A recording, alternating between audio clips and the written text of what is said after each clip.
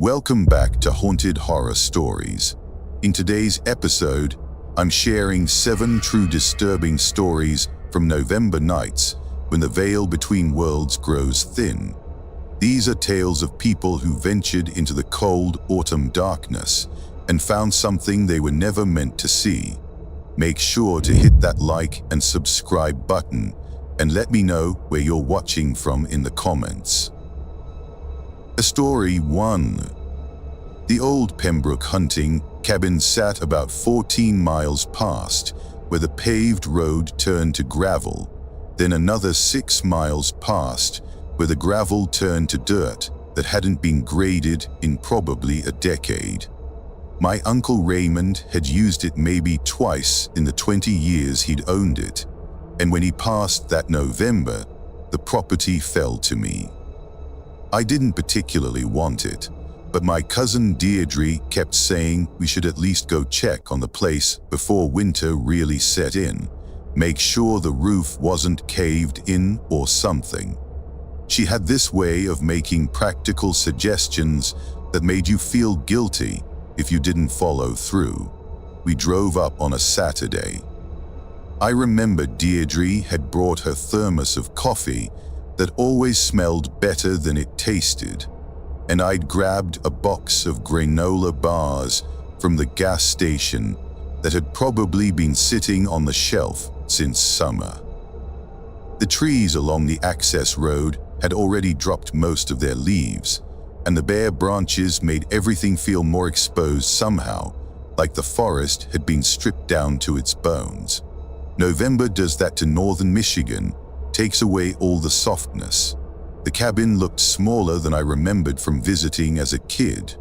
1-story, dark wood that had weathered to almost black, 2 small windows on either side of a door that hung slightly crooked.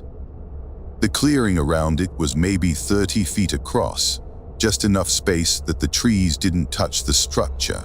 Someone, probably Raymond years ago, had stacked firewood along the north side under a tarp that had mostly disintegrated. Well, it's still standing, Deirdre said, which I suppose was true enough. We'd been there maybe 10 minutes, just checking the doors and windows, when I noticed the scratch marks on the doorframe. Deep gouges running vertical down the wood beside the handle. 4 parallel lines, then a gap, then another set. They were fresh too, the exposed wood still pale instead of weathered gray. Bare maybe, Deirdre offered, but she didn't sound convinced. The marks were too deliberate, too evenly spaced, and they were on the inside of the frame where the door would have been closed against them. I tried to tell myself Raymond had a dog I didn't know about, or maybe someone had broken in and brought an animal with them. But we were miles from anywhere, and the lock was still intact. We decided to stay anyway. The cabin was inherited property after all, and Deirdre had already told her husband we'd be gone overnight. Plus, it was only 3 in the afternoon. Whatever had made those marks was probably long gone. The inside was pretty much what you'd expect. 1 main room with a wood stove, a narrow cot against the far wall, some shelves with canned food that had expired sometime in the mid-2000s. There was a hand pump sink that probably drew from a well, and a back door that led to an outhouse about 20 yards into the trees. The whole place smelled like mouse droppings and old wood smoke.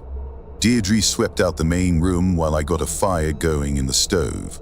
We brought sleeping bags and some sandwiches, figuring we'd make it work for one night, then decide in the morning whether the place was worth keeping or if I should just sell it for whatever I could get.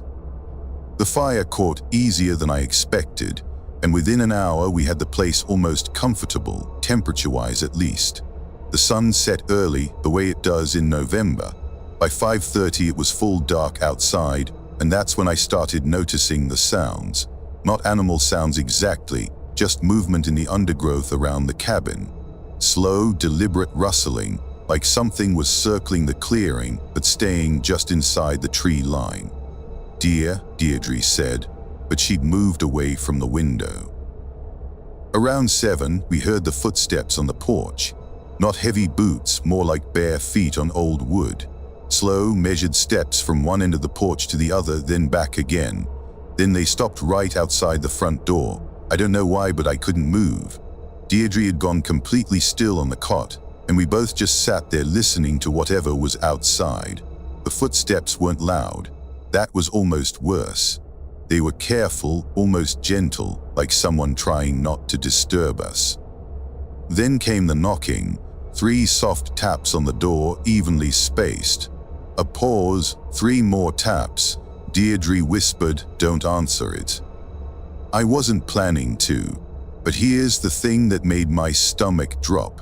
Between the second and third round of knocking, I heard my Uncle Raymond's voice. Just 2 words, muffled through the door. "Let me in." Raymond had been dead for 6 weeks. I'd been at his funeral. But that was his voice, the same rough Michigan accent, the same slight wheeze he'd had from 40 years of smoking. The knocking continued. 3 taps, pause, 3 taps, over and over, patient and persistent. And between each set, those 2 words in my dead uncle's voice. I checked my phone, 7:43 p.m. We had maybe 11 hours until sunrise. Around midnight, the knocking finally stopped. The relief lasted maybe 30 seconds before we heard something else. Scratching. The same sound a dog makes at a door it once opened, nails dragging down wood. But this was wrong, too rhythmic, too purposeful. I could hear it working at the doorframe, at the exact spots where we'd seen those gouges earlier. Deirdre had her phone out, but there was no signal this far out. She pulled up the flashlight app anyway, holding it like the light itself could protect us. The scratching moved, started at the door, then traveled along the front wall to the nearest window. We could hear it testing the glass, nails clicking against the pane. The window was old, just a single pane with a simple latch. I'd checked it earlier, and it had seemed secure, but now I wasn't sure. Now everything felt thin and inadequate. I added more wood to the stove, not because we needed the heat, but because I needed something to do with my hands. The fire flared up, and in the increased light, I saw something that made me stop moving entirely. There was a face in the window. Pressed against the glass, pale and wrong. It had Raymond's features, I could see that much. The same broad forehead, the same thin lips, but the proportions were off, like someone had described Raymond's face from memory and gotten the spacing slightly wrong. The eyes were too far apart. The mouth was too wide. It wasn't breathing. I could see that because its face was pressed so close to the glass that breath would have fogged it, but the glass stayed clear. Then it smiled, and I saw that it had too many teeth. Deirdre made a small sound, almost a whimper, and the thing's eyes shifted to look at her. Its head didn't move, just the eyes sliding sideways in their sockets in a way human eyes don't move. The scratching started again, faster now, more insistent. Not just at the window, but at the door, at the other window, at the back wall. Like there was more than one of them out there, or like it could be in multiple places at once. The sound was overwhelming, filling the cabin, and I realized I was pressing my hands over my ears even though it didn't help. Then, just as suddenly as it started, everything stopped. Complete silence. No scratching, no footsteps, no movement outside. Even the normal night sounds, the ones I hadn't consciously noticed before, were gone. No wind, no branches creaking, nothing. I checked my phone, 3:17 a.m. We didn't sleep, didn't talk much either. Just sat there feeding the fire and watching the windows and the door, waiting for sunrise. Deirdre had moved the cot in front of the back door, and we'd stacked some of the old canned goods against the front door, like that would make any difference. When light finally started showing through the windows around 6:30, we waited another full hour before opening the door. I don't know what I expected to see, but the clearing looked normal.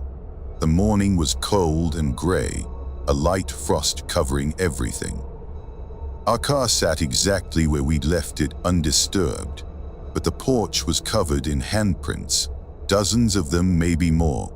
They covered every surface, the boards, the support posts, even the underside of the small overhang above the door. All palm down, fingers spread wide. And every single one was just slightly wrong, the fingers too long, the palm too narrow, the thumb at an angle that wasn't quite human. We didn't talk about it on the drive back. What was there to say? Deirdre dropped me at my apartment, and I think we both knew we'd never mention it again. I signed the cabin over to a land management company 3 weeks later, sold it for almost nothing just to be rid of it. But sometimes, late at night when I'm alone in my apartment, I hear soft knocking on my door. 3 taps, pause, 3 taps, I never answer, and I never will. A story 2. I took the job at the Northwood Fire Lookout Tower because I needed the money and didn't mind being alone. This was back in November of 2019, and I just finished a graduate program that had left me burned out on people in general. The Forest Service was looking for someone to man a remote watchtower for 3 weeks while the regular guy had surgery, and the pay was decent enough that I could make a dent in my student loans. The tower sat on Kettlebone Ridge, about 40 miles from the nearest town. The ranger who drove me up, a woman named Patricia Oakes, gave me the basic rundown: watch for smoke, report coordinates if I spot any, stay out of the way. There was a 2-way radio for emergencies, a propane stove, enough canned food for a month, and not much else. Cell service? I asked. Forget it, Patricia said. She had this weathered face that suggested she'd been doing this job for decades. Radio only up here. Battery backup's good for about 2 weeks if the main power fails, which it shouldn't, but sometimes weather happens. The tower itself was one of those old-style structures, all windows at the top with a living platform underneath. You climbed about 80 feet of stairs to get up to the observation deck, which was basically a small room surrounded by windows on all sides, with a bed, the stove, and a desk with maps and binoculars. The view was incredible. Nothing but forest in every direction, rolling hills covered in bare November trees that looked like static on an old TV. Patricia left me with a handshake and a reminder to radio down every evening at 6 p.m. Don't skip check-ins, she said. We need to know you're okay up here. The first couple days were fine. Quiet, cold, but fine. I'd brought books and a laptop with some downloaded movies. The work itself was straightforward. Scan the horizon, mark anything unusual, try not to go stir crazy. I fell into a rhythm pretty quickly.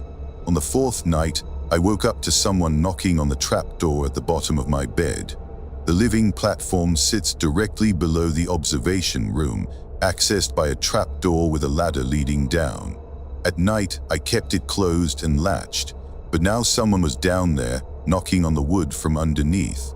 Firm, steady knocks, like someone wanted to be let in. I sat up in bed, heart hammering. The tower was 80 feet in the air. There were no other structures within miles. The stairs leading up were metal and open, impossible to climb without making noise, and I hadn't heard anyone approach. The knocking continued, patient, persistent. "Who's there?" I called out, which felt stupid even as I said it. The knocking stopped. I waited, barely breathing, listening to the silence. Wind rattled the windows, and somewhere far below I could hear the forest settling into the cold night. But from the trapdoor, nothing. I didn't open it. Instead, I sat on my bed until sunrise, watching that trapdoor like it might burst open at any moment. In the morning, I unlatched it and climbed down to check the lower platform. Empty, no signs anyone had been there. The stairs showed no fresh mud or disturbed frost. I scanned the area around the tower base with binoculars but saw nothing unusual.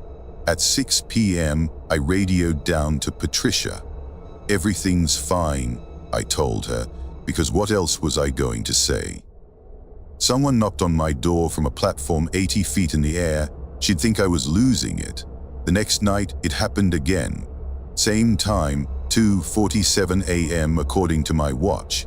Steady knocking on the trapdoor like someone wanted entry. This time I didn't call out. Just listened to it continue for what felt like hours but was probably only 20 minutes. When it stopped, I heard footsteps on the stairs outside. Slow, ascending footsteps, metal clanging under weight. They came up and up, circling the tower, getting closer to the observation deck where I huddled on my bed. Then they stopped right outside the door. The observation deck has only one entrance, a metal door that opens onto the stair platform. I'd locked it before bed, but now I could see the handle slowly turning. Back and forth, testing the lock. I grabbed my flashlight, thinking maybe I could see something through the windows, identify what was out there. But when I shined it toward the door, I saw something that made me freeze. There was a face looking in through the small window in the door. A woman's face, pale and expressionless, eyes reflecting my flashlight like an animal's. She stood perfectly still, not reacting to the light, just staring at me through the glass. Then she opened her mouth, wider than any mouth should open, and I could see all the way down her throat. There was nothing inside, just darkness, empty and deep, like looking into a well. I turned off the flashlight and pressed myself against the far wall. In the darkness, I could hear her scratching at the door, nails dragging down the metal. The sound went on forever, rhythmic and patient. Around 4 a.m. it stopped. The forest fell silent again. I didn't sleep. The next evening I told Patricia something was wrong. Tried to keep it vague, said I wasn't feeling well, asked if I could come down early. "You've got 12 more days," she said, her voice crackling over the radio.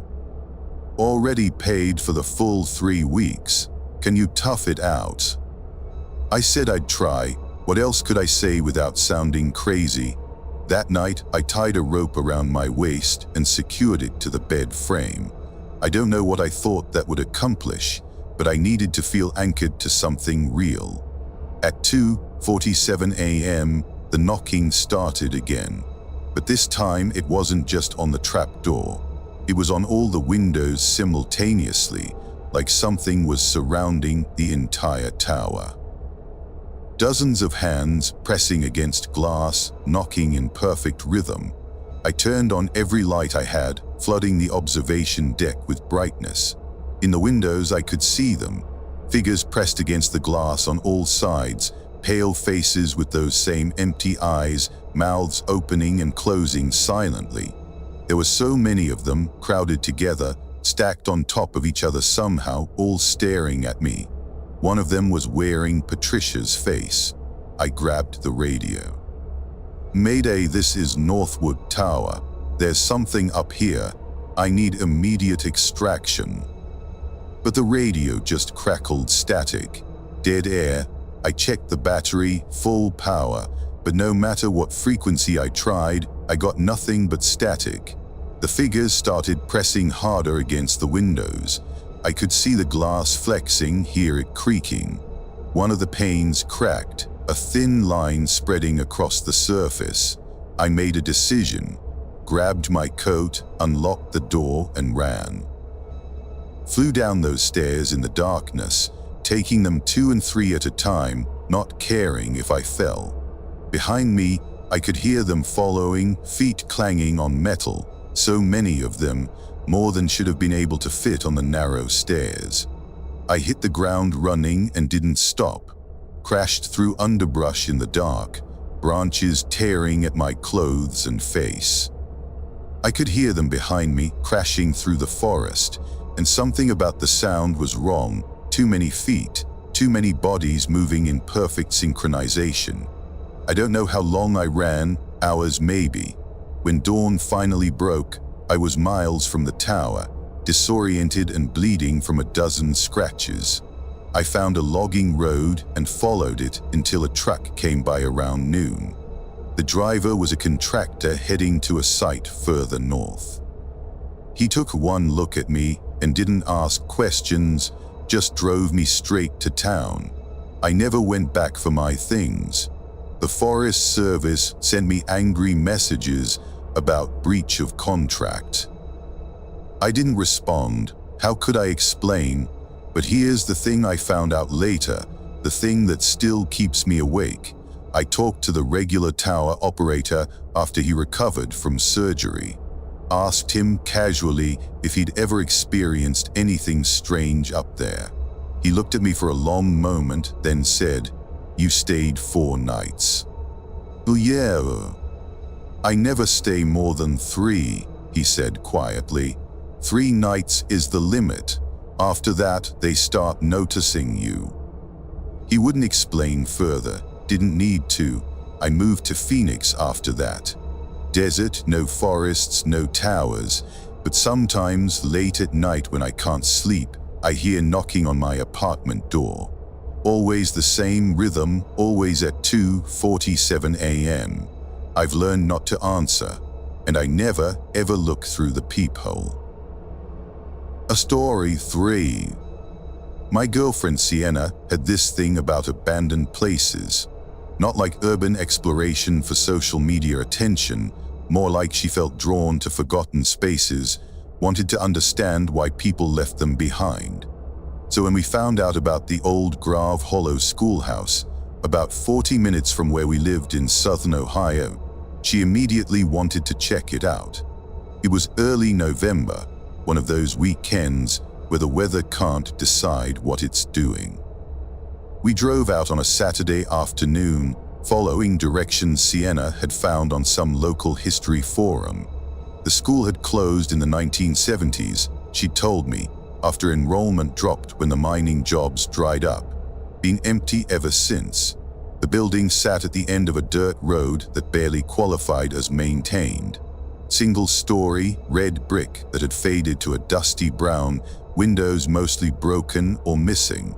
The roof looked intact at least, though sagging in the middle. The playground equipment was still there, rusted swings, and a merry-go-round frozen in place by decades of oxidation. "It's perfect," Sienna said, which is how I knew we'd be staying longer than I'd hoped. We parked and walked around the perimeter first.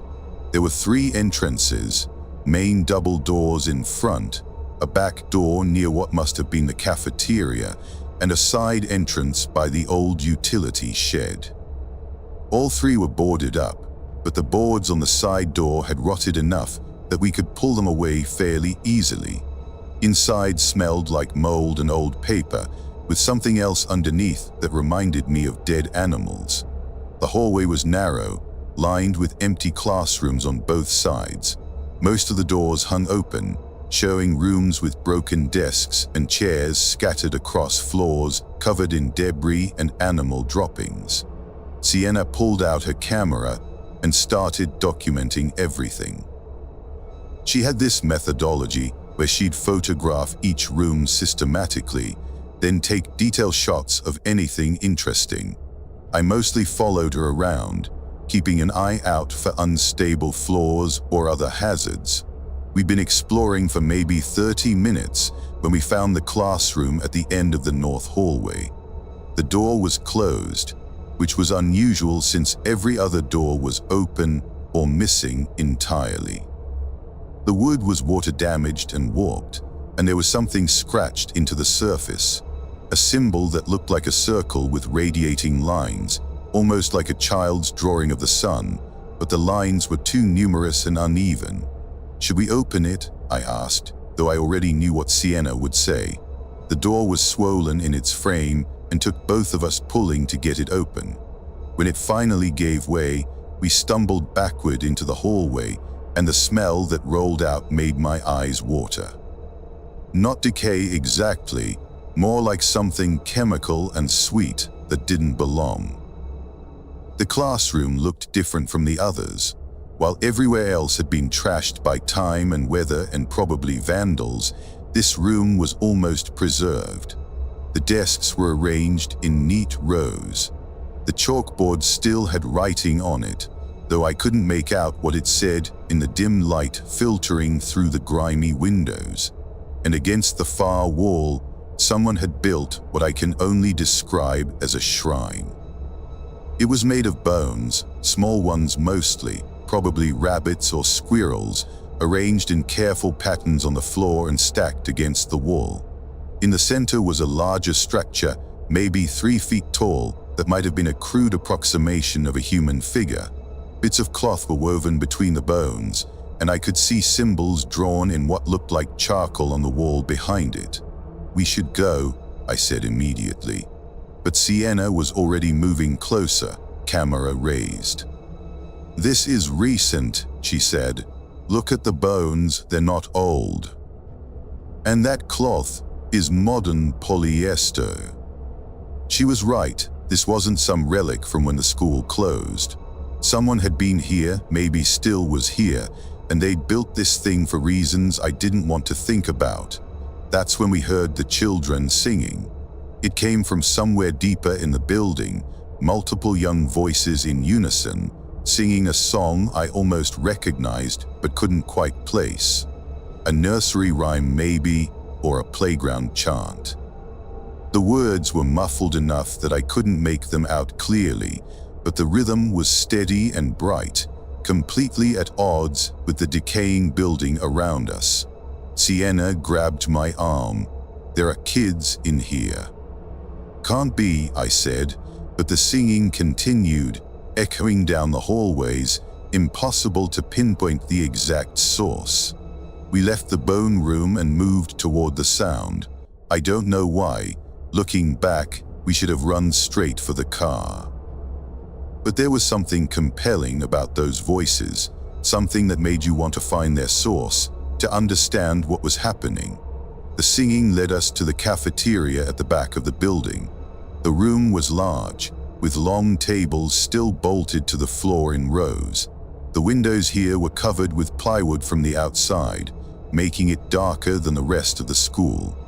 Our phones, flashlight beams cut through the gloom, illuminating sections of peeling paint and water damage. The singing was louder here, but I still couldn't see anyone. It seemed to come from everywhere and nowhere, surrounding us, and I realized with growing unease that the voices weren't quite right. They had this hollow quality, like listening to a recording played through bad speakers, with weird gaps and overlaps in the harmony. Then I saw the doors. The cafeteria had a storage area at the back, accessed through a pair of metal double doors. As we stood there trying to locate the singers, those doors slowly swung open. Not like someone pushed them, more like they were drifting open on their own, revealing nothing but darkness beyond. The singing stopped. In the sudden silence, I heard something else. Footsteps. Small, quick footsteps, like children running. They came from the darkness beyond those open doors, getting closer, and I had this overwhelming certainty that whatever was making that sound was not something I wanted to see. "Run," Sienna whispered, and we ran. Back down the hallway past the bone room toward the side entrance where we'd come in. Behind us, I could hear them following, those small, quick feet slapping against linoleum, accompanied by breathing that sounded wrong, too wet, too ragged. Sienna reached the side entrance first and scrambled through the opening. I was right behind her, but as I squeezed through, something grabbed my ankle. Cold fingers, small and strong, wrapped around my leg and pulled. I kicked backward instinctively, my shoe connecting with something soft and the grip released. I fell through the opening and we both ran for the car. We didn't speak during the drive back, didn't even discuss it that night. But a week later, Sienna showed me something on her camera, a photo she'd taken in the bone room before we heard the singing. In the image, captured in the dim light, you could see the bone structure against the wall clearly, but there was something else in the frame. In the classroom doorway, partially hidden in shadow, was a small figure. A child or something shaped like a child, with pale skin and dark hollow eyes. It was watching us, head tilted at an angle that made my neck hurt just looking at it. Sienna's camera automatically stamps photos with the time. That picture was taken at 4, 17 p.m. According to our phones, we didn't hear the singing until 4:23 p.m., which meant that thing had been watching us for at least 6 minutes before we knew it was there. We never went back to Grave Hollow. Sienna stopped exploring abandoned buildings altogether after that. Sometimes I still hear children singing, usually when I'm alone at night, and the melody is always just on the edge of recognition, like something I should remember from my own childhood but can't quite place. I don't try to remember anymore. Some things should stay forgotten. The story 4. The inheritance was strange enough on its own. My great-aunt Wilhelmina, a woman I'd met exactly once at a funeral when I was 7, left me 40 acres of woodland in northern Vermont, along with a 2-room cabin that probably violated every building code in existence.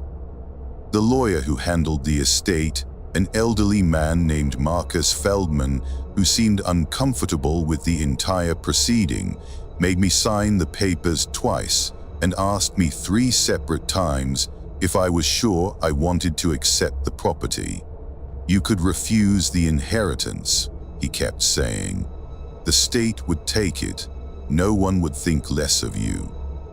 But 40 acres free and clear seemed too good to pass up, so I signed. I drove up in mid-November to look at the place. The cabin sat in a clearing about 2 miles from the nearest maintained road, accessible only by an overgrown track that barely fit my sedan. The structure itself was old but solid, hand-built from local timber, probably 60 or 70 years ago. 2 rooms, a main living space with a stone fireplace, and a smaller back room that might have been a bedroom or storage space. No electricity, no running water, just a hand pump outside and an outhouse about 20 yards into the woods. What struck me immediately was how quiet it was. Not peaceful quiet, more like oppressive quiet, the kind of silence that makes you aware of your own breathing. The woods around the clearing were dense with pine and bare hardwoods, and nothing seemed to move among them. No birds, no squirrels, nothing. Inside, the cabin was surprisingly well preserved. Wilhelmina must have kept it maintained even in her old age. There was a cot with a faded quilt, a table with 2 chairs, some basic supplies in a cabinet, and on the table, weighted down by a smooth river stone, was a letter addressed to me. The handwriting was shaky but legible. If you're reading this, you ignored Marcus's warnings and came anyway. People in our family have always been stubborn that way. The cabin is yours now, which means the responsibility is yours too. 3 rules, written here and carved above the door where you can't forget. Never be outside after dark in November.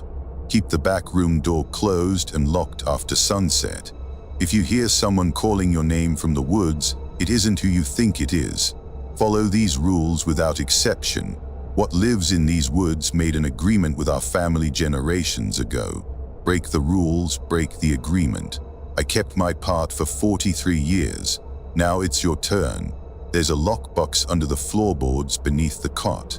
The key is in the coffee tin on the shelf. Inside, you'll find everything you need to understand why.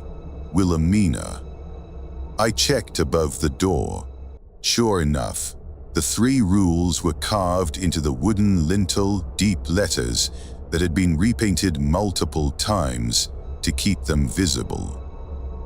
The rational part of my brain said this was eccentric old woman superstition, but I found myself checking my watch. 3:47 p.m. Sunset would be around 4:30 this time of year. I found the lockbox where Wilhelmina said it would be. Inside were papers mostly.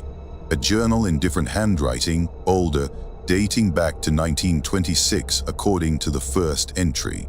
I skimmed through it, and what I read made my stomach tighten.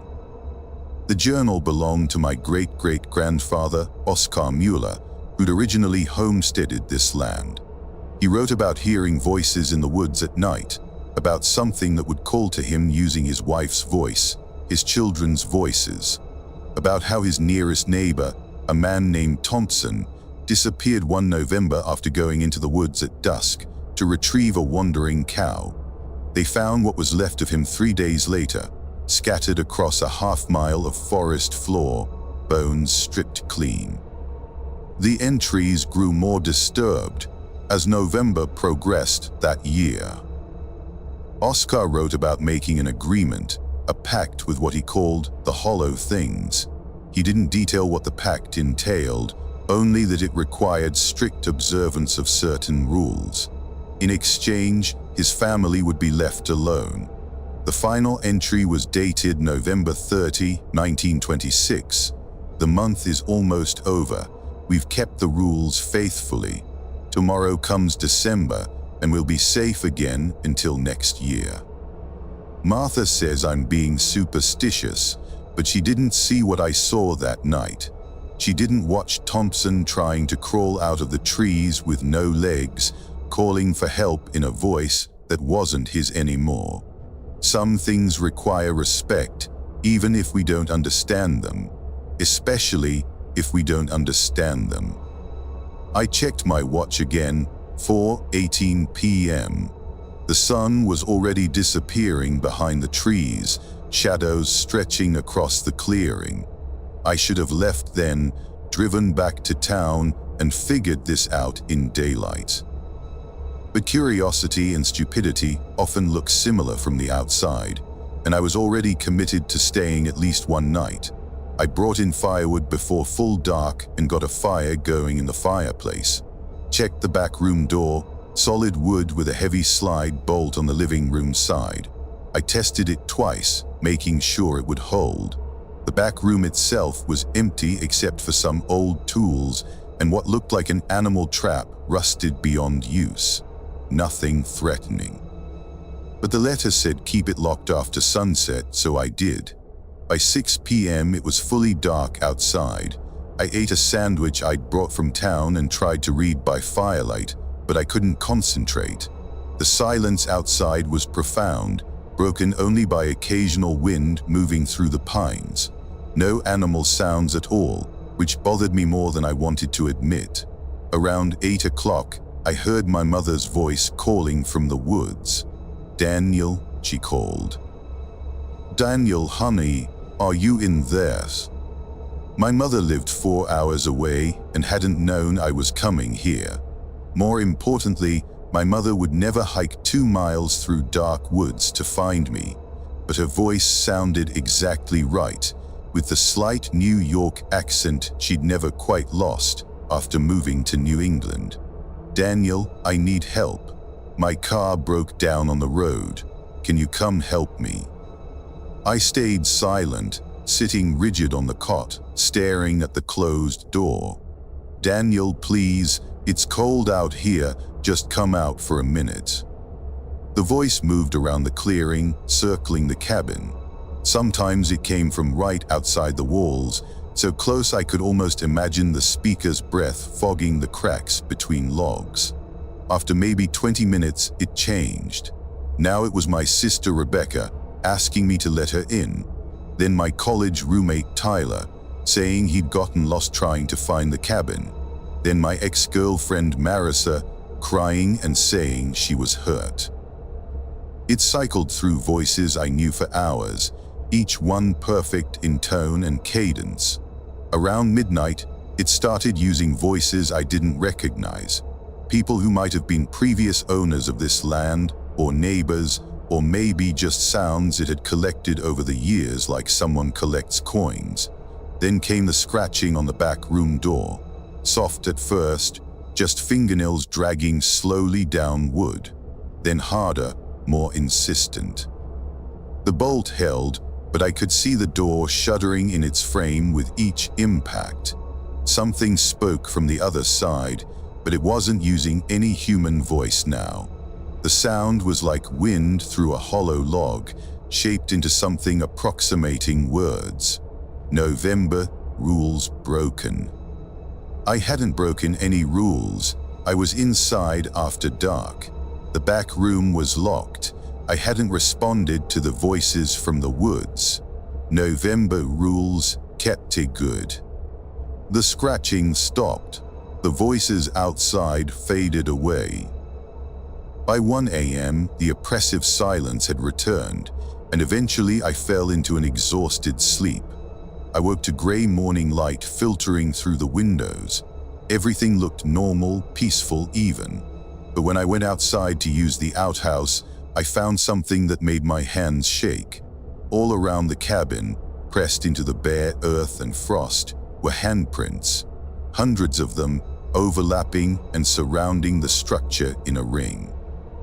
They varied in size from child small to larger than any human hand should be, and they all had too many fingers.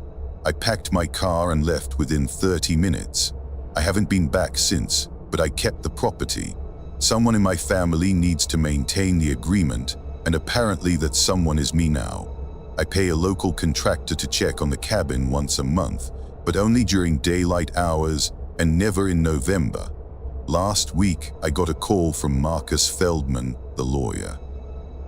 He said my cousin Helena had reached out, asking about the Vermont property, wondering if I might sell it to her. I told him absolutely not. Some inheritances are curses, sure, but they're curses that keep worse things contained. The rules protect us, even if we don't fully understand from what. Helena doesn't know it yet, but someday when I'm gone, the property will pass to her. And she'll find a letter waiting on that table, just like I did, explaining her new responsibility. It's how our family works. It's how we survive. The hollow things are patient. They've waited this long, they'll wait longer still. And as long as someone keeps the rules, everyone stays safe. I just hope she's smarter than I was. I hope she doesn't try to understand what lives in those woods. Some questions shouldn't be answered. The story 5. Takeshi Yamamoto and I had been photographing abandoned structures across New England for almost 2 years when we heard about the November Island Lighthouse. It sat about 4 miles off the coast of Maine, on a rocky outcrop barely large enough to support the structure itself.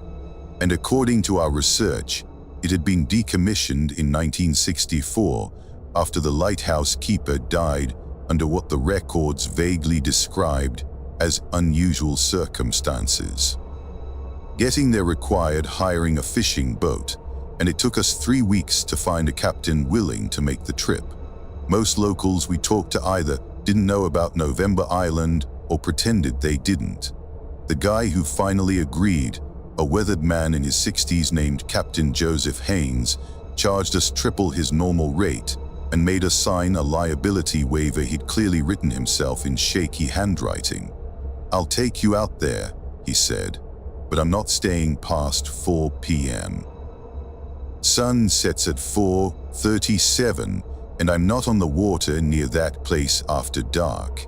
And if you're not back at the boat by 4, you're spending the night. I won't return until morning, and I might not return at all." We agreed to his terms. It was November 10th, and the weather forecast looked stable enough for the next few days. The boat ride out took about 40 minutes through choppy water. November Island emerged from the gray sea like a wound, all sharp rocks and spray. The lighthouse was brick, painted white once, but now streaked with salt and weathering. It stood maybe 60 feet tall, with the keeper's quarters attached at the base. A narrow dock extended from the rocks, still intact surprisingly, though covered in barnacles and seaweed. Captain Haynes refused to dock properly, just pulled alongside long enough for us to jump out with our gear. 4 p.m., he called, not a minute later. "And for the love of Christ, don't go inside after dark." Then he pulled away, leaving us on the dock with our cameras and overnight supplies. We'd planned to spend one night, document the lighthouse thoroughly, and leave the next morning. The keeper's quarters were accessible through a door that had swollen in its frame but wasn't locked. Inside smelled like brine and rot, with water damage visible on most surfaces. The main level consisted of a kitchen, a small living area, and a bathroom that was barely more than a closet. Stairs led up to a bedroom and then continued to the lighthouse lamp room at the top. Takeshi started photographing immediately, his methodical nature taking over. He shot the wide angles first, capturing the layout and atmosphere while I focused on details: the rusted stove, the waterlogged books still on their shelf, a calendar from 1964 frozen on the month of November. We'd been exploring for maybe an hour when I found the journal. It was in the bedroom, tucked inside a drawer that had been protected from the worst of the moisture. The cover was water-stained, but the interior pages were mostly legible, written in tight, cramped handwriting. The journal belonged to Kenneth Halloway, the last lighthouse keeper. Most entries were mundane, recording weather conditions and ship sightings, but the November entries were different. November 3, 1964, the scratching started again tonight, same as last year. Sounds like it's coming from the rocks beneath the quarters, but that's impossible. There's nothing down there but barnacles and tide pools. November 8, 1964, I can hear them calling now. Voices rising from the water at night, speaking words I can't quite make out. Morrison said he heard them too, back in '57, before he put in for transfer. He told me not to listen, but how can you not listen when they're saying your name? November 12, 1964, something climbed onto the dock last night. I saw it from the lamp room, just a shape at first, pulling itself from the water. It stood there for almost an hour, looking up at the lighthouse. When I shined the lamp beam directly at it, it went back into the water, but slowly, like it wasn't afraid, like it was just being polite. November 16, 1964, they want me to let them in. I understand that now. That's what the scratching is, what the voices are asking for. They've been trying to get into the lighthouse for years, maybe decades. The regulations say to keep all doors locked at night. I always thought that was about weather and security. But it's not, is it? It's about keeping them out. November 19, 1964, I can see them in the water during the day now. Shapes just beneath the surface, circling the island. They're pale and they move wrong, like they don't have bones to hold them in proper form.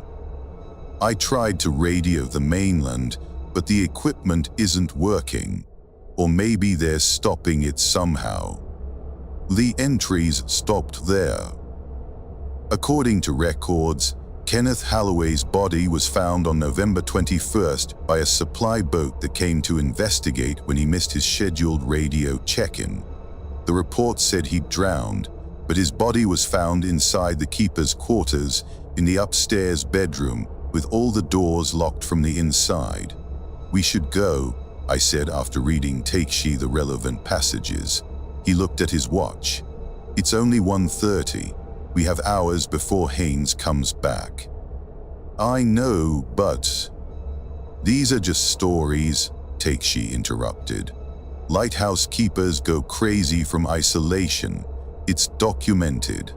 This Halloway was clearly suffering from hallucinations or psychosis. There's nothing dangerous here except structural instability and our own imaginations." He was right, of course. Logically, rationally, he was completely right. But I'd learned over 2 years of exploring abandoned places that sometimes the rational explanation feels wrong in your gut, and your gut shouldn't be ignored. We compromised. We finished documenting the main structure, but leave by 3 p.m., giving ourselves an hour margin before the captain's deadline. That seemed reasonable. The lamp room at the top of the lighthouse was surprisingly intact. The massive Fresnel lens was still there, its prismatic glass cloudy but unbroken. The view was spectacular, nothing but grey ocean extending to the horizon in every direction. I could see why someone might go mad out here, surrounded by water and isolation. That's when I noticed the scratches. They covered the floor of the lamp room, thousands of them, thin lines scored into the wood in overlapping patterns. They looked like someone had dragged nails across the surface over and over, or like something with claws had been trying to dig through from underneath. "Take-shi," I called. "Look at this." He came over, frowning as he examined the floor. Then he pulled out his phone, checking the time. "It's 3:45, he said, and I heard worry in his voice for the first time. "How did it get so late?" We entered the lighthouse around 11 a.m. By my count, we'd been inside maybe 2 hours, but his phone clearly showed 3:45 p.m., and when I checked mine, it displayed the same time. Somehow we'd lost almost 3 hours. "We need to go," I said. "Now." We grabbed our gear and started down the stairs. As we descended, I heard it, scratching coming from beneath the keeper's quarters. Slow, deliberate scraping, like nails on rock, rhythmic and patient. We hit the main floor and headed for the door. Outside, the light had shifted to that gray twilight quality that comes before sunset. The water around the island looked darker than it had, almost black, and I could see shapes moving beneath the surface. Long, pale shapes that circled the rocks slowly. The dock was empty, no boat. "Where's Haynes?" Take-shi asked, voice tight. I checked my phone, 3:58 p.m. He said 4 p.m. sharp. We had 2 minutes. Those 2 minutes passed while we stood on the dock, scanning the horizon for the boat. It never came. By 4:05, the sun was touching the horizon, and the scratching sound from beneath the lighthouse had gotten louder, now accompanied by other sounds. Splashing, movement on the rocks, breathing that wasn't ours. "Inside," I said. "Back inside, lock the doors." We ran back to the keeper's quarters and bolted the door. The windows had shutters, old but functional, and we closed and latched every one. As darkness fell outside, the scratching grew louder, not just beneath the quarters now, but on the walls, the roof, the door. All around us, something was climbing the lighthouse, many somethings moving across the brick like spiders. Then the voices started. They came from outside, muffled by the shutters, but clear enough to understand. "Let us in." "We've been waiting. Your turn now. Let us in, Kenneth." That last one made my blood freeze. They thought we were Holloway. Or they knew we weren't, but were using his name anyway, like wearing a mask. Take-shi had his back against the far wall, camera forgotten on the floor. "This isn't happening," he kept whispering. "This isn't real." But it was real. The voices continued all night, sometimes cajoling, sometimes demanding, sometimes just repeating words that might have been names or might have been something else entirely. The scratching never stopped, and around midnight something started trying the door handle, turning it back and forth, testing the lock with patient persistence. I kept thinking about Holloway, found dead in the bedroom with all the doors locked from inside. Had he let them in finally, or had they found another way? Around 3 a.m., Take-shi's phone buzzed. Somehow he had signaled just one bar, but enough. He checked the notification and his face went pale. "It's an email," he said, "from Captain Haynes, sent at 4:01 p.m. He showed me the screen. I waited until 4:00. You weren't there. Like I said, I won't come back at night. I'll return tomorrow at noon if the weather holds. If you're still alive, be at the dock. If not, I'm sorry, but I did warn you. Keep the doors locked. Don't listen to the voices. And for God's sake, don't let them in. They'll promise you anything. They're liars. Stay strong until daylight." J. Haynes. It lasted until dawn. The voices and scratching finally stopped about 30 minutes before sunrise, fading away like they'd never been there. When light finally broke over the horizon, we opened the shutters cautiously. The rocks around the lighthouse were covered in wet handprints, thousands of them leading from the water up the sides of the keeper's quarters, across the roof, over every surface. But no bodies, no creatures, nothing physical to explain them. Captain Haynes returned at noon exactly as promised. We were waiting on the dock, gear packed, both of us silent.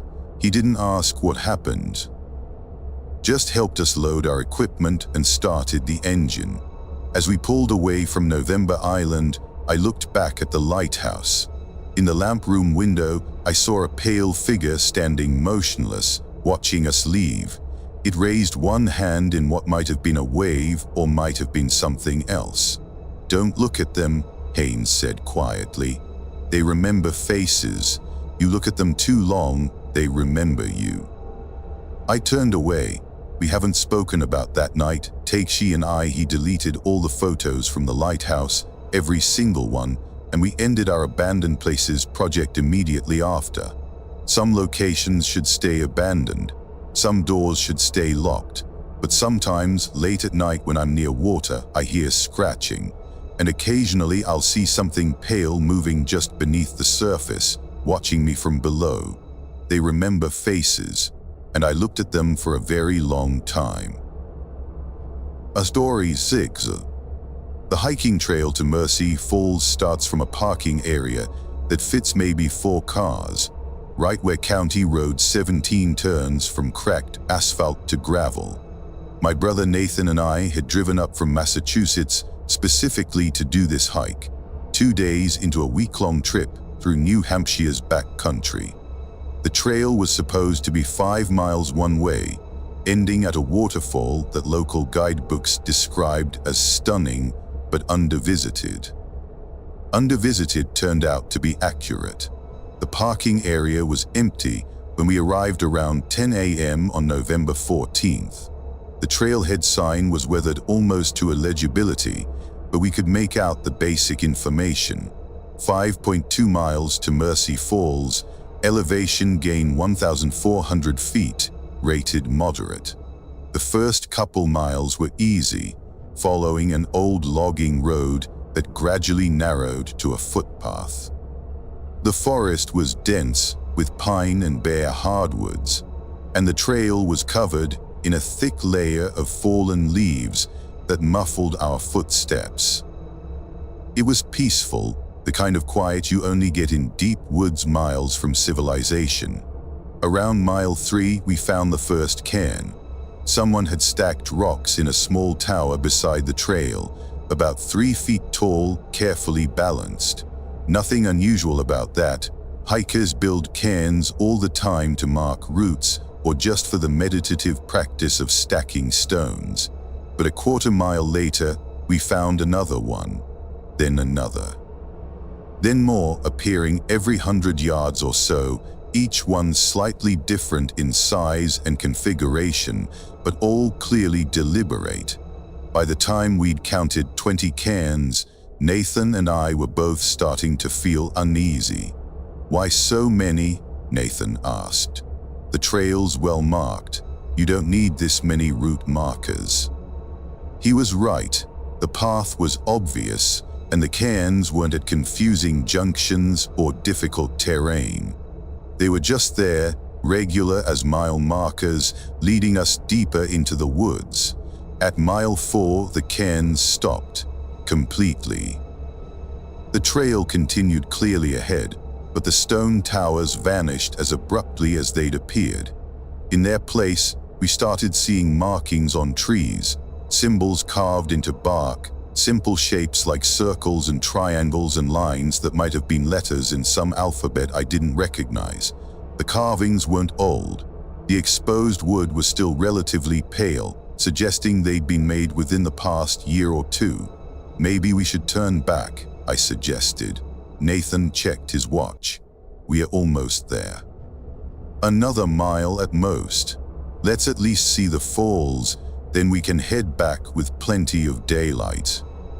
It was a reasonable argument. We'd come this far, and it was only 11:45 a.m. We had hours of daylight remaining. The sound of falling water reached us about 15 minutes later. The trail descended into a ravine, following a stream that grew progressively louder until we rounded a bend and saw Mercy Falls. The guidebook hadn't lied. It was stunning. The water fell maybe 80 feet over a cliff face of dark granite, creating a pool at the base that was perfectly clear and surrounded by moss-covered rocks. It was also completely enclosed. The ravine walls rose steeply on 3 sides, with the trail we'd followed being the only obvious way in or out. The 4th side, where the water fell, was sheer cliff. Something about the geography bothered me, though I couldn't immediately articulate why. Nathan was already setting up his camera for landscape shots, moving around the pool to find the best angle. That's when I saw the camp.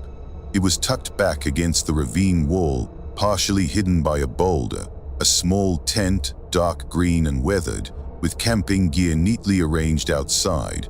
A backpack hung from a tree branch, presumably to keep it away from animals. A sleeping bag was laid out on a tarp to air out. Everything looked maintained, not abandoned. "Someone's staying here," I called to Nathan. He came over and we examined the camp from a respectful distance. The gear was high quality but well used. A camp stove sat on a flat rock with a pot beside it. A water filter hung from a cord strung between trees. What we didn't see was the camp. No one emerged from the tent or came back from exploring. The site felt occupied but empty simultaneously.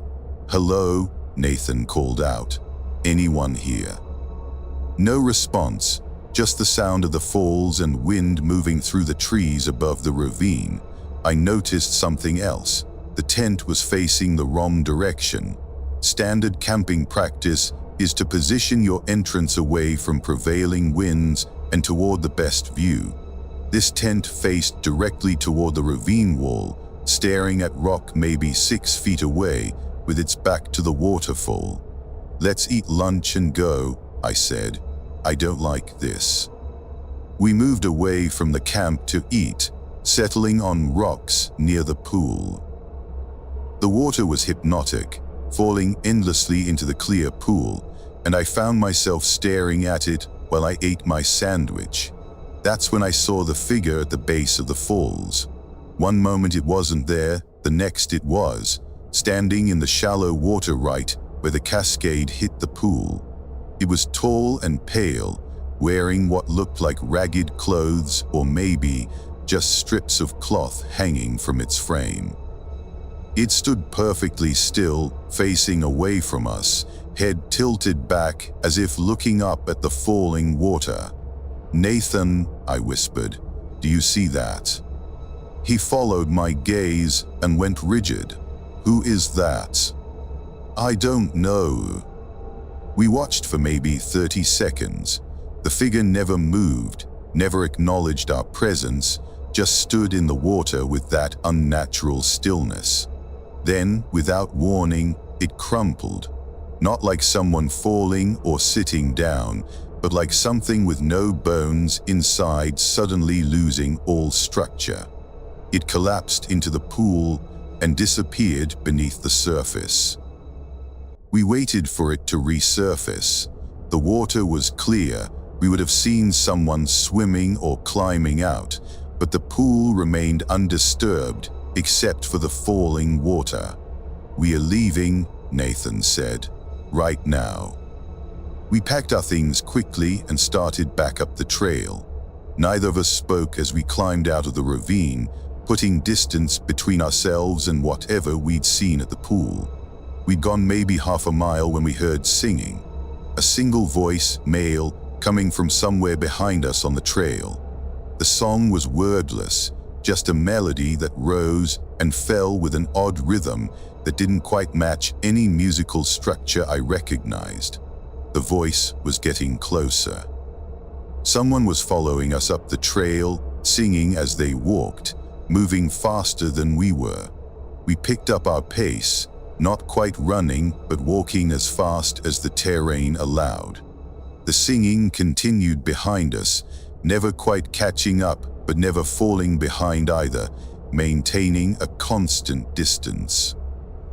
Then I realized something that made my stomach drop. We hadn't passed any of the carved symbols on our way back. The trees around us were unmarked, the bark smooth and natural. "Nathan," I said, "I think we're on the wrong trail." He stopped and looked around. "That's impossible. There was only one path." But as we examined our surroundings, I knew I was right. The trail we were following paralleled the stream, but it was on the opposite bank from where we'd hiked in. At some point, without noticing, we'd crossed to the wrong side, or the trail had crossed us. The singing was very close now, just around the last bend. I could hear footsteps too, slow and steady, crunching through leaves. "Off the trail," I hissed. "Hide." We scrambled off the path and crouched behind a fallen log, trying to quiet our breathing. Through the gaps in the branches, I watched the trail. The singing man came into view. He was older, maybe 60, with long gray hair and a beard. He wore hiking clothes that looked decades out of date and walked with a peculiar gait, each step perfectly measured, like he was following some internal rhythm. His eyes were closed as he sang, and his mouth was open wider than seemed natural, jaw distended. He passed within 10 feet of our hiding spot, never opening his eyes, never breaking his song. As he moved past, I saw his feet. He was barefoot, and his skin was gray and bloated, like someone who'd been underwater for too long. We waited until the singing faded into the distance ahead. Then we stood up, brushed ourselves off, and looked at each other with the same unspoken question. "What now?" The answer came when we heard splashing behind us. I turned to look at the stream and saw figures emerging from the water. They pulled themselves onto the rocks with slow, deliberate movements, water streaming from ragged clothes and gray skin. There were 3 of them, maybe more further downstream, all moving toward the bank where we stood. We ran, crashed through underbrush away from the stream, not caring about trails anymore, just trying to gain distance. Behind us, I could hear them following, branches breaking, leaves rustling, but moving with that same measured pace, like they had all the time in the world. I don't know how long we ran. Eventually, the ground started sloping upward, and we found ourselves climbing, using roots and rocks for handholds, pulling ourselves up the ravine wall. My lungs burned and my legs screamed, but I didn't stop until we reached the top and emerged into more level forest. We'd somehow circled back to where the cairns started. I recognized the specific configuration of rocks in the first tower, the way one flat stone balanced on edge. From there, we followed the cairns backward, running now that the terrain allowed it, putting as much distance as possible between us and Mercy Falls. The parking area appeared ahead like a miracle. Nathan's car sat exactly where we'd left it, and we didn't slow down until we were inside with the doors locked and the engine running. As Nathan pulled onto the gravel road, I looked back at the trailhead. The singing man stood at the forest edge, eyes still closed, mouth still open, that wordless melody carrying across the clearing. He didn't follow us further, just stood there singing as we drove away. We didn't stop until we reached a town 30 miles away, found a diner, ordered coffee we didn't drink, and tried to process what had happened. "The camp at the falls," Nathan said finally. "That wasn't for camping, it was a lure." I thought about the tent facing the wall, the gear arranged too perfectly, the absent camper. "The cairns were warnings," I said. Whoever built them was trying to tell people not to go further. And the carved symbols. After the warnings, marking territory maybe. Or the opposite, showing where it's not safe. We never reported it. What would we say? We filed the trip under never again and moved on. But I've looked up Mercy Falls since then, found a few references in historical records. The waterfall was named in 1847 after a settler family called Mercy who disappeared while exploring the area. All 7 family members vanished without a trace, and their bodies were never recovered. The land around the falls has never been developed. Multiple attempts to build trails or camping facilities have been abandoned. Workers refused to stay after the first few days, citing bad feelings and wrong sounds in their reports. There are no official trails to Mercy Falls anymore. The guidebook we used is out of print, and if you look at current topographic maps, the waterfall isn't marked at all. Like the map makers collectively decided to forget it exists. Sometimes I still hear that singing in my dreams. Wordless and wrong, coming from somewhere deep in the woods where the water falls forever, and grey figures wait in pools for visitors who wander too far from the marked path. Nathan and I don't hike together anymore. Haven't spoken about that day since. But I know he hears it too. The singing that doesn't stop. The melody that follows you home. Some trails lead places you shouldn't go. And once you've been to those places, they never quite let you leave completely. A story 7. I met Lucia Torres through a mutual friend who knew I was looking for someone to split rent on a cabin lease for hunting season. I didn't hunt myself, but I liked being in the woods during November, and the cabin was cheap if you shared costs. Lucia worked as a wildlife biologist, spending most of her time tracking deer populations, and she was looking for a base camp closer to her research area. It seemed like a practical arrangement. The cabin was about 12 miles outside of Essex Junction, down a seasonal road that the county stopped plowing after Thanksgiving. The owner, an elderly woman named Mrs. Evangeline Crawford, met us at the property with keys and a brief tour. The structure was simple: main room with kitchenette, sleeping loft accessible by ladder, bathroom with a composting toilet, and a covered porch that wrapped around 3 sides. Lease runs through November 30th, Mrs. Crawford said. I come collect the keys on December 1st. Don't be late. I don't come out here in winter anymore. Why not? Lucia asked. Mrs. Crawford gave her a look that was hard to interpret. Because November is long enough, she said, then left without further explanation. Lucia and I settled into a routine. She'd leave before dawn to set up trail cameras and tracking stations, return around midday to process data on a laptop, then head out again in late afternoon to check equipment. I spent my days reading, hiking local trails, and generally enjoying the solitude. We'd cook dinner together, compare notes about what we'd seen during the day, then retreat to our separate sleeping spaces. Lucia in the loft, me on the fold-out couch in the main room. It was nice, peaceful for the first week. On November 9th, Lucia came back from her morning round looking unsettled. She set up her laptop without speaking, pulled up photos from her trail cameras, and gestured for me to look.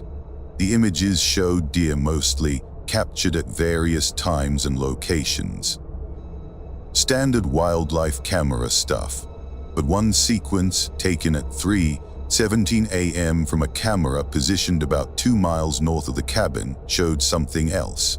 In the first frame, empty trail, just bare trees and leaf litter illuminated by the camera's flash. In the second frame, taken 30 seconds later, a figure standing in the center of the trail facing the camera directly. Tall, humanoid in basic shape, but wrong in the details. The limbs were too long, the proportions off.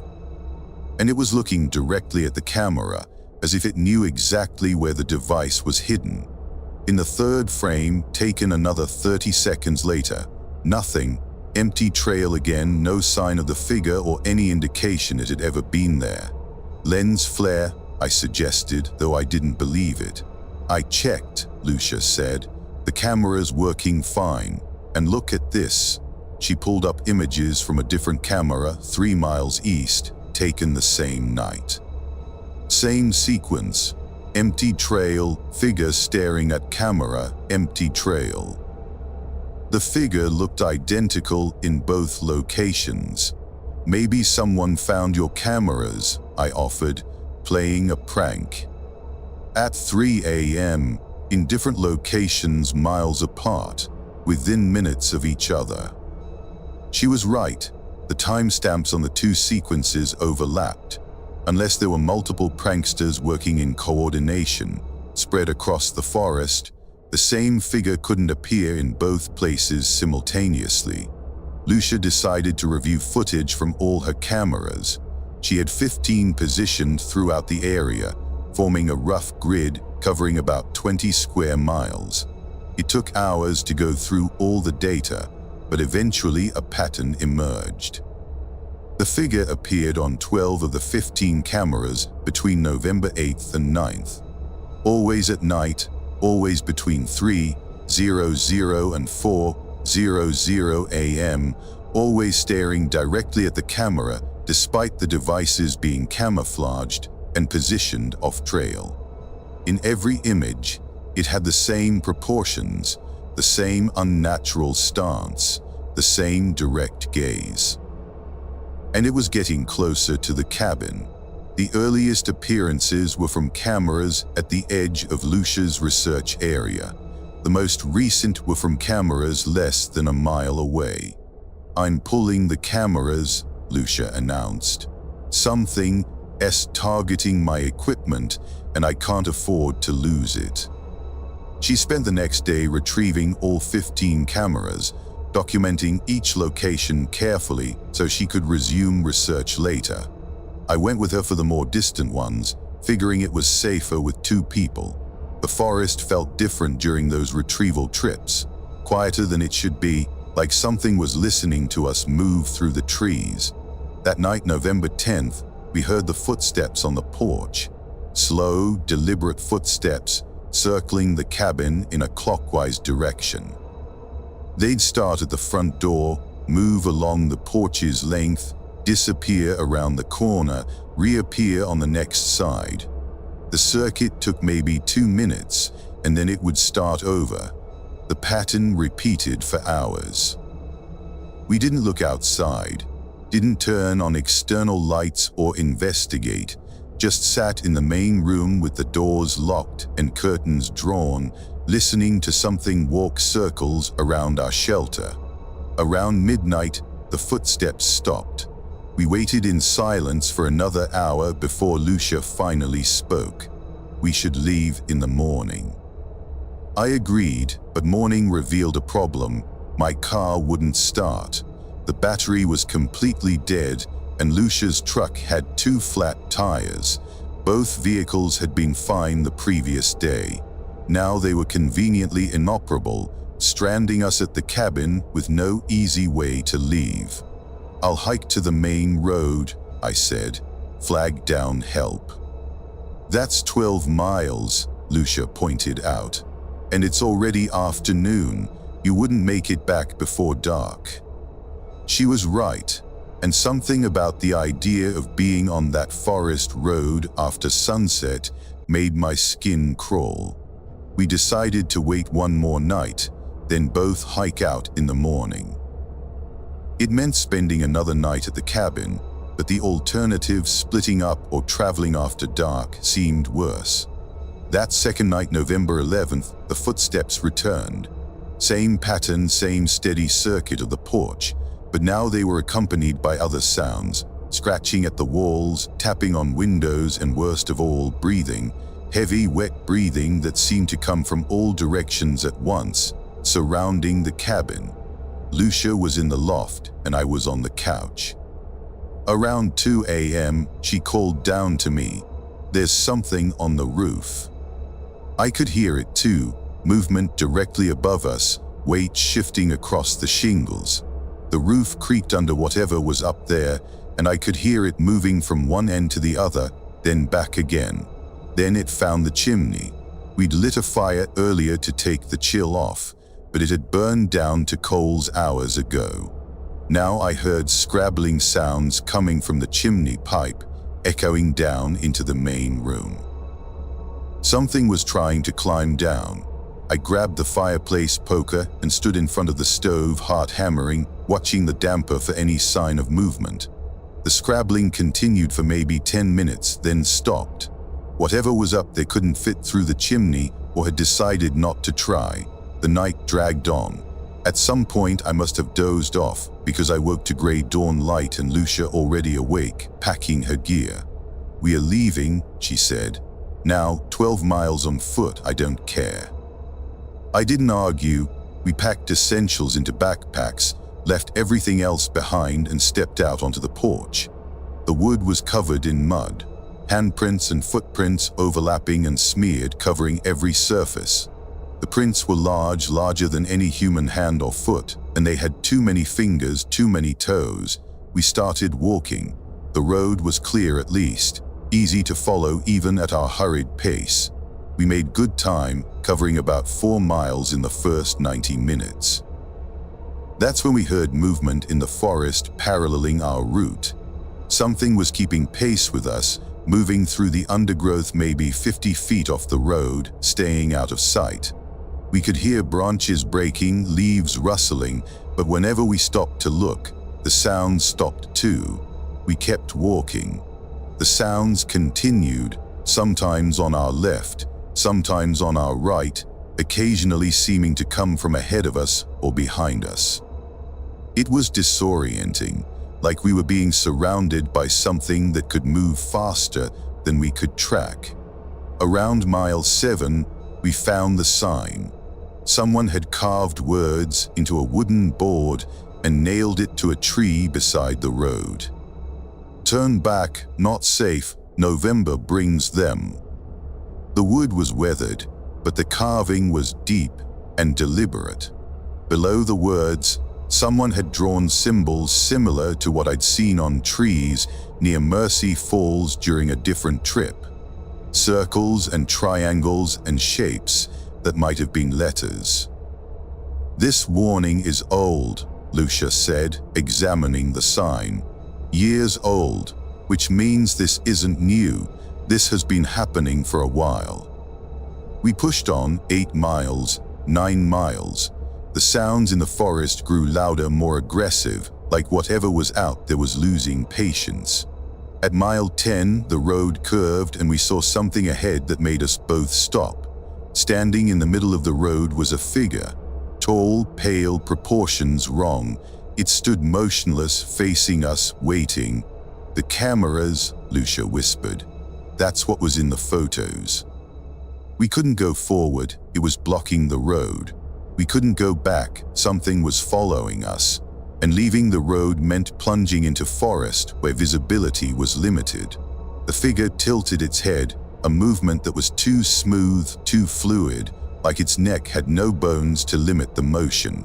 Then it raised one arm and pointed at us. From the forest on both sides of the road came sounds of movement, lots of movement. Things crashing through underbrush, converging on our position. We ran straight at the figure, deciding that one obstacle was better than being surrounded. As we got closer, I could see its features more clearly, a face that was almost human but not quite, like a sculpture made by someone who'd heard humans described but never seen one. The eyes were too large, the mouth too wide, the skin too pale and smooth. At the last moment, it stepped aside. Just moved to the edge of the road and let us pass, head swiveling to watch us as we ran by. We didn't stop running until we reached the intersection with the county highway. There were houses here, civilization, safety. A car passed and we flagged it down, 2 wild-eyed hikers babbling about needing a ride to town. The driver, a local contractor named Bill something, gave us a concerned look but agreed to drive us. As we pulled away, I looked back toward the seasonal road we'd just escaped. The figure stood at the intersection, still watching. Behind it, barely visible among the trees, were dozens more, all standing still, all staring in our direction like an audience watching a performance end. "Don't look at them," Bill said quietly. "Mrs. Crawford's cabin, right? Yeah, she loses tenants every year. November always runs them off. She keeps trying to lease it anyway, needs the money, I guess. But nobody ever stays the full month." "Why doesn't someone do something?" Lucia demanded. "Report it, investigate something." Bill shrugged. "Report what? Strange sounds in the woods. Things that might be there or might be imagination. This is rural Vermont. Weird things happen in the deep woods. Most people just know to stay out during November." We filed a report with the local sheriff anyway. He took notes, looked sympathetic, but didn't seem surprised. Said he'd send someone to check the cabin, which I'm sure he never did. Lucia and I lost our security deposit when we broke the lease early. Mrs. Crawford wasn't pleased, but she didn't argue much. She'd been through it before. I looked up the history of that area later. Found references to something locals call the November visitors, though details are sparse and most people won't talk about it openly. There are stories going back to the 1800s about travelers who went missing on forest roads during November, about cabins found abandoned mid-month with no explanation, about things seen at the edge of firelight that vanished when confronted. Nothing official, nothing documented. Just word of mouth, whispered warnings, and an unspoken agreement not to spend too much time in certain woods when the leaves are gone and the nights are long. Lucia moved her research to a different area. I haven't been back to Vermont, and I'll never spend another November in a remote cabin, no matter how cheap the lace or peaceful the solitude promises to be. Because November brings them, whatever they are, wherever they come from, November is their season. And if you're in their territory when the month turns dark and cold, they'll make sure you know you're not welcome. Some invitations should never be accepted. Some places should stay empty during certain seasons. And some warnings, even when carved into weathered wood by people you'll never meet, should be taken seriously. We were lucky. We got out. But I still hear those footsteps sometimes, circling, patient, waiting for the next November when maybe I won't be so lucky. Maybe next time I won't run fast enough. Thanks for watching. If you enjoyed these stories, hit that like button and subscribe for more. Let me know in the comments which story unsettled you most, and share this with your friends who love a good scare. Until next time, stay safe out there.